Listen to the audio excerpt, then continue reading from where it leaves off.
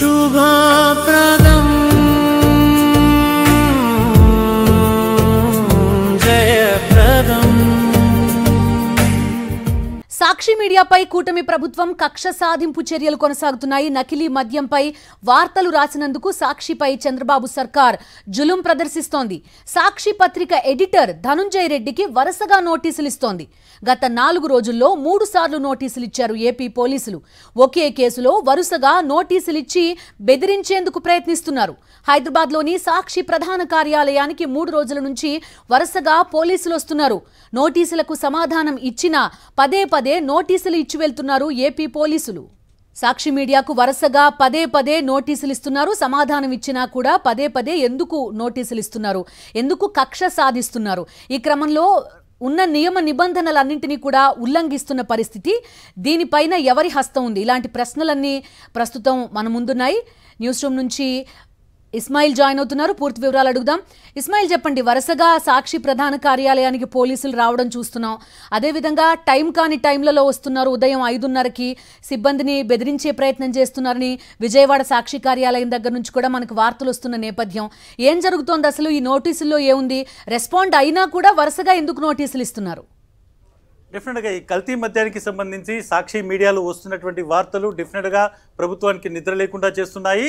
ఈ కల్తీ మద్యం మీద సాక్షి మీడియాలో చాలా సంచలనమైనటువంటి కథనాలు వస్తున్నాయి. ముఖ్యంగా ఏ విధంగా రాష్ట్ర వ్యాప్తంగా ఈ కల్తీ మద్యం అనేటువంటి నెట్వర్క్ ఉంది, దానిలో టీడీపీకి సంబంధించి ముఖ్యంగా అధికార పార్టీకి సంబంధించినటువంటి నాయకులు ఉన్నారు అనేటువంటి వరుస కథనాలు సాక్షి పత్రికలో, అదేవిధంగా సాక్షి టీవీలో ఇవి వరుసగా రావడంతో ఒక్కసారిగా ప్రభుత్వం సాక్షి మీడియా గొంతు నొక్కేటువంటి ప్రయత్నం చేస్తోంది. గత ఆదివారం నుంచి జరుగుతున్నటువంటి ఏవైతే సిరీస్ ఆఫ్ ఇన్సిడెంట్స్ ఉన్నాయో మీకు చెప్పేటువంటి ప్రయత్నం చేస్తాను. ఆదివారం రోజు సాక్షి పత్రిక కార్యాలయం విజయవాడకు పోలీసు వెళ్లారు. ఉదయం 5 గంటలకు వెళ్లారు.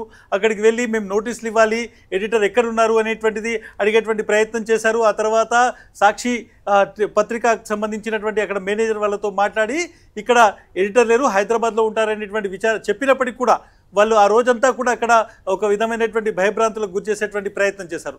మళ్ళీ సోమవారం నుంచి మొత్తం డ్రామా అనేటువంటిది హైదరాబాద్కు షిఫ్ట్ చేశారు. హైదరాబాద్ సాక్షి కార్యాలయానికి వచ్చారు. సాక్షి కార్యాలయానికి వచ్చి 2 రకాల నోటీసులు ఇచ్చేటువంటి ప్రయత్నం, ముఖ్యంగా నెల్లూరు జిల్లాకు సంబంధించినటువంటి పోలీసులు వచ్చారు. నెల్లూరులో ఒక కంప్లైంట్ తీసుకుని అక్కడి నుంచి ఇక్కడికి పోలీసులు వచ్చి చాలా వరకు ఏవైతే ఉన్నాయో ఈ కేసులకు సంబంధించి ఎవిడెన్సెస్ ఇవ్వాలి, ఈ కేసులకు సంబంధించి 80 క్వశ్చన్లు ప్రిపేర్ చేసుకొని మీరు క్వశ్చన్లకు ఆన్సర్ ఇవ్వాలి అనేటువంటి ఒక నోటీసు తీసుకొచ్చారు. సాధారణంగా మీడియాకు పత్రికా స్వేచ్ఛ ఉంటుంది. ఆ పత్రికా స్వేచ్ఛను కూడా తుంగలో తొక్కుతూ మీరు నోటీస్ తీసుకోవాల్సిందే, ఇమీడియట్గా రెస్పాండ్ కావాల్సిందే అనేటువంటి ధోరణిలో సోమవారం నుంచి వాళ్ళు ఒక విధంగా హైదరాబాద్లో ఉన్నటువంటి సాక్షి కార్యాలయానికి వరుసగా రావడం, ఇక్కడ ఒక ఆందోళనకరమైనటువంటి పరిస్థితిని ఏర్పాటు చేసేటువంటి ప్రయత్నం చేయడం అనేటువంటిది చాలా స్పష్టంగా కనిపిస్తోంది.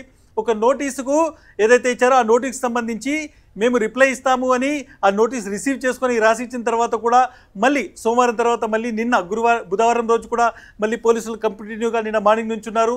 నిన్న కూడా నోటీస్ రిసీవ్ చేసుకొని దీనికి మేము రిప్లై ఇస్తామని రాసిచ్చిన తర్వాత మళ్ళీ అదే నోటీస్ను, ఇది ఒకటే కేసు ఒకటే ఎఫ్ఐఆర్, దాన్ని పట్టుకొని వరుసగా ఏదైతే ఎవిడెన్సెస్ ఏమున్నాయి, దీని ఫోటోలు ఎక్కడ ఉన్నాయి, ముఖ్యంగా ఒక న్యూస్ మ్యాగజైన్ కావచ్చు, లేకుంటే న్యూస్ పేపర్ కావచ్చు, ఒక టీవీ ఛానల్ కావచ్చు, వాటికి చాలా ఏదైతే ప్రొటెక్షన్స్ ఉంటాయి. ముఖ్యంగా ఒక వార్త రాసిన తర్వాత ఆ వార్తకు సంబంధించినటువంటి సోర్సు వెల్లడించేటువంటి అవకాశం ఉండదు. ఆ సోర్స్ను కాపాడాల్సినటువంటి బాధ్యత సదర్ జర్నలిస్ట్ మీద, తర్వాత మీడియా సంబంధించినటువంటి ఎడిటర్ మీద ఉంటుంది. బట్ మనం 3-4 రోజుల నుంచి చూసుకుంటే సాక్షి పత్రిక ఎడిటర్ అయినటువంటి ధనుంజయ రెడ్డికి వరుసగా నోటీసులు ఇస్తూ మీరు నోటీసులకు ఇప్పుడు సమాధానం చెప్పాల్సిందే, రేపే ఇవ్వాలి అనేటువంటి ఒక విధమైనటువంటి భయానికి గురి చేసేటువంటి, ఆందోళనకు గురి చేసేటువంటి, బెదిరింపుకు గురి చేసేటువంటి ఒక ప్రయత్నం అనేటువంటిది కూటమి ప్రభుత్వం నుంచి జరుగుతోంది. ఇది ఈరోజు ఈ ఒక్క కేసుకు మాత్రమే కాదు, మనం గత కూటమి ప్రభుత్వం వచ్చిన తర్వాత మనం చూసుకుంటే 1 ఏడాది 4 నెలల నుంచి కంటిన్యూగా ఇదొక విధంగా చూసుకుంటే సాక్షిలో వార్త వస్తే ప్రభుత్వం కదిలిపోయేటువంటి సిచ్యువేషన్.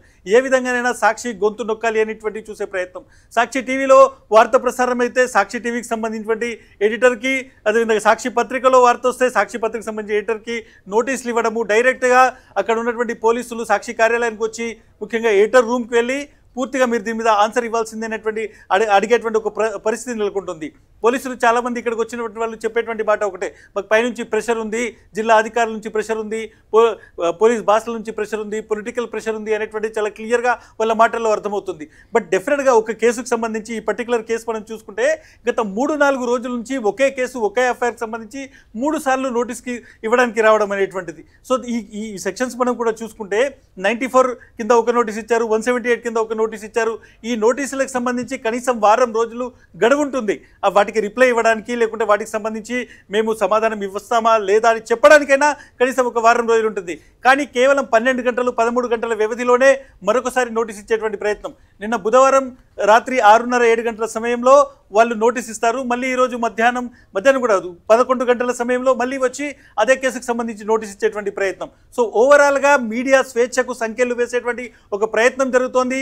ఆంధ్రప్రదేశ్ వ్యాప్తంగా సాక్షి మీడియా మాత్రమే ప్రజల వైపున పోరాడుతుంది, ప్రజలకు సంబంధించినటువంటి సమస్యలను లేవనెత్తుతుంది, ప్రభుత్వం చేసేటువంటి తప్పులను దునుమాడుతుంది. కాబట్టి ఈరోజు ప్రభుత్వం ఏ విధంగా ఇది కంటిన్యూస్గా దాదాపు ఈ మొత్తం 16-17 నెలల కాలంలో మనం చూసుకుంటే దాదాపు ఇప్పటి వరకు 14 ఎఫ్ఐఆర్లు వివిధ ప్రాంతాల్లో చేయడం జరిగింది.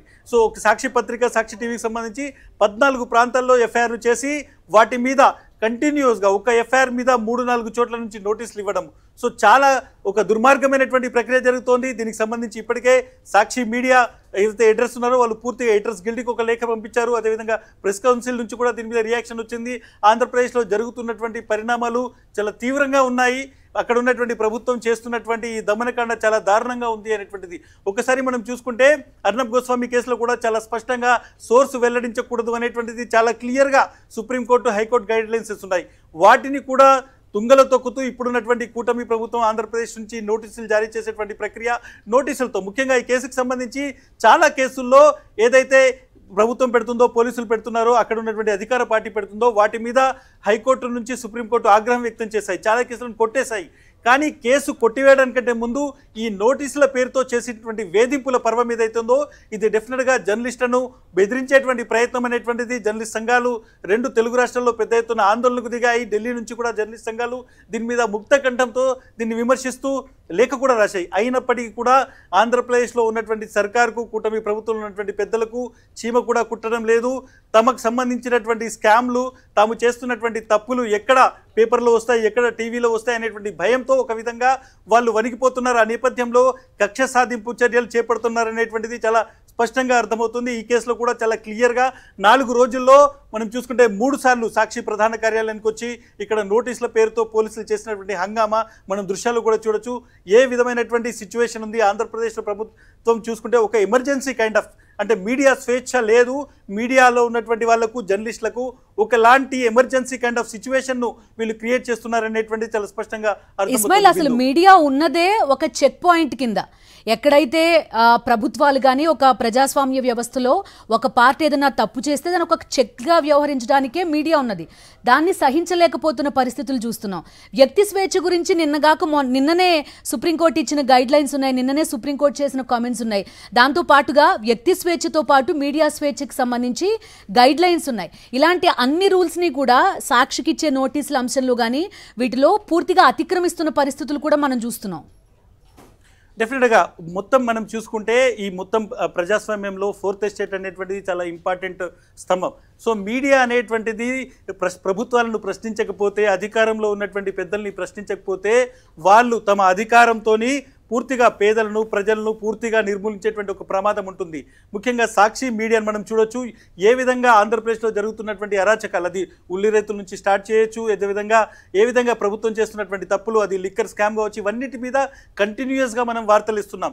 సో ప్రభుత్వం ఏ విధంగానైనా సాక్షి గొంతు నొక్కాలనేటువంటి ఉద్దేశంతో ఒక కక్ష సాధింపులో భాగంగానే ఈ నోటీసులు ఇస్తున్నారు. నేను మళ్ళీ ఒక మాట చెప్తాను. సుప్రీంకోర్టుకు సంబంధించినటువంటి న్యాయమూర్తి చెప్పినటువంటి మాట, ఈ దేశంలో ఏదైతే జడ్జిమెంట్ కంటే, తీర్పు కంటే కూడా న్యాయ ప్రక్రియ అనేటువంటిది ఒక పెద్ద శిక్ష అనేటువంటి మాట ఆయన చెప్పారు. సో ఈ ప్రక్రియను వాళ్ళు వాడుకుంటున్నారు. కంటిన్యూగా నోటీసులు ఇవ్వడము, హెరాస్ చేయడము. జర్నలిస్టులు ఎవరైతే ప్రజల కోసం పోరాడుతున్నారో వాళ్లకు స్వేచ్ఛ ఉంటుంది. ముఖ్యంగా వ్యక్తిగతమైనటువంటి స్వేచ్ఛతో పాటు మీడియా స్వేచ్ఛ ఉంటుంది. ఇక్కడ వ్యక్తిగత స్వేచ్ఛను హరిస్తున్నారు. ఒక ఎడిటర్ స్థాయి వ్యక్తి ఎవరైతే ఉన్నారో ఆయనకు గత 3 రోజుల నుంచి హరాస్మెంట్ ఉంది. కంటిన్యూస్గా సాక్షి కార్యాలయానికి వచ్చి నోటీసులు ఇచ్చేటువంటి ప్రయత్నం చేస్తున్నారు. లొకేషన్ ఎవరైతే సంపాదకులు ఉన్నారో టీవీ సంపాదకులు కావచ్చు లేకుంటే సాక్షి పత్రిక సంపాదకులు వాళ్ళకి సంబంధించినటువంటి లొకేషన్ను వాళ్ళు ఫైండ్ అవుట్ చేస్తున్నారు. వాళ్ళు ఏ ఏరియాలో ఉన్నటువంటి చెప్తున్నారు, మేము నోటీస్ ఇవ్వడానికి వాళ్ళ ఇంటికి వెళ్తాము, వాళ్ళు ఎక్కడున్నా కానీ మాకు లొకేషన్ తెలుసు అనేటువంటి మాట చెప్తున్నారు. సో ఒక విధంగా చూస్తే వ్యక్తిగత స్వేచ్ఛను ప్రైవసీని కూడా పూర్తిగా ఇక్కడ వాళ్ళు హరించేటువంటి ప్రయత్నం చేస్తున్నారు. ఆంధ్రప్రదేశ్ ప్రభుత్వం అనేటువంటిది గత కొద్ది రోజులుగా మీడియాలో వస్తున్నటువంటి వార్తలను సహించలేకపోతోంది. ఏవైతే వాస్తవం రాస్తున్నామో డెఫినెట్గా సాక్షి పత్రిక సాక్షి టీవీ ఎక్కడన్నా తప్పు రాస్తే దాన్ని కోర్టులో ఛాలెంజ్ చేయొచ్చు, కేసు వరకు తీసుకెళ్లొచ్చు, లీగల్గా ఫైట్ చేసేటువంటి అధికారం ప్రభుత్వానికి ఉంది, ఇటు సాక్షి పత్రిక యాజమాన్యానికి కూడా ఉంది. కానీ కేవలం వ్యక్తిగతమైనటువంటి కక్ష సాధింపు దానిలో భాగంగా సాక్షి మీడియా మీద ఉన్నటువంటి వ్యక్తిగతమైనటువంటి కక్ష ఆధారంగా ఇక్కడ ఉన్నటువంటి జర్నలిస్టులను ఎడిటర్లను పూర్తిగా హరాస్ చేసేటువంటి ఒక ప్రయత్నం జరుగుతోంది. ప్రజాస్వామ్యంలో అత్యంత కీలకమైనటువంటి ఏదైతే ప్రజల గొంతుకైనటువంటి మీడియా ఏదైతే సాక్షి పత్రిక ఉందో సాక్షి టీవీ ఉందో దీనికి సంబంధించినటువంటి ఒక హరాస్మెంట్ అనేటువంటిది గత 4 రోజుల నుంచి కొనసాగుతుంది. బట్ డెఫినెట్గా ఒక విషయం చెప్పాలనుకుంటున్నాను, ఇది పోలీసులు కావచ్చు ప్రభుత్వం చేస్తున్నటువంటి కుట్ర మాత్రమే అనేటువంటిది చాలా స్పష్టంగా కనిపిస్తుంది. కనీసం ఎక్కడ కూడా ఎవిడెన్స్ ఇవ్వాల్సినటువంటి కేసులో కూడా 3-4 సార్లు నోటీసులు ఇవ్వడము, 3-4 సార్లు ఇమీడియట్గా మీరు రేపటిలోగా దీని మీద సమాధానం చెప్పాలి అనేటువంటి చెప్పడము, 89 క్వశ్చన్లు తయారు చేసుకొని రావడము, లేకుంటే వ్యక్తిగతంగా మిమ్మల్ని విచారించాలని చెప్పడం అనేటువంటి ఒక హరాస్మెంట్ కొనసాగుతుంది. ఇప్పటికే దీన్ని పూర్తిగా మనం హైకోర్టులో కూడా ఛాలెంజ్ చేస్తున్నాం. ఏదైతే కోర్టులో కేసు ఉందో ఆ కోర్టులో కూడా ట్రయల్ కోర్టులో కూడా దీని మీద మనం పిటిషన్ వేయబోతున్నాం, హైకోర్టులో కూడా చేయబోతున్నాం. ఈవెన్ సుప్రీంకోర్టు నుంచి కూడా మనం దీని గురించి ఒక ఆర్డర్ తీసుకునేటువంటి అవకాశం ఉంది. చాలా చోట్ల ఎవరైతే ఎడిటర్స్ గిల్డ్ లాంటి ప్రెస్ కౌన్సిల్ వాళ్ళకి ఇప్పటికే మనం ఫిర్యాదు చేయడం జరిగింది. మీడియాలో ఫెటర్నిటీ మొత్తం దీన్ని తీవ్రంగా వ్యతిరేకిస్తోంది. ఎట్ ద సేమ్ టైం ఎవరైతే లాయర్స్ ఉన్నారో లీగల్ ఫెటర్నిటీ ఉందో వాళ్ళు కూడా ఫస్ట్ టైం ఇటువంటి హెరాస్మెంట్ జరుగుతోంది. గతంలో ఎప్పుడో తమిళనాడులో హిందూ పత్రిక మీద జయలలిత ఒక విధమైనటువంటి హెరాస్మెంట్ చేశారు. ఆ తర్వాత అటువంటి ఒక తీవ్రమైనటువంటి హెరాస్మెంట్ అనేటువంటిది ఇప్పుడు ఆంధ్రప్రదేశ్లో కొనసాగుతోంది, చంద్రబాబు సర్కార్ ద్వారా కొనసాగుతుంది అనేటువంటి మాట చాలా స్పష్టంగా వినిపిస్తోంది. బిందు. ఓకే ఇస్మాయిల్.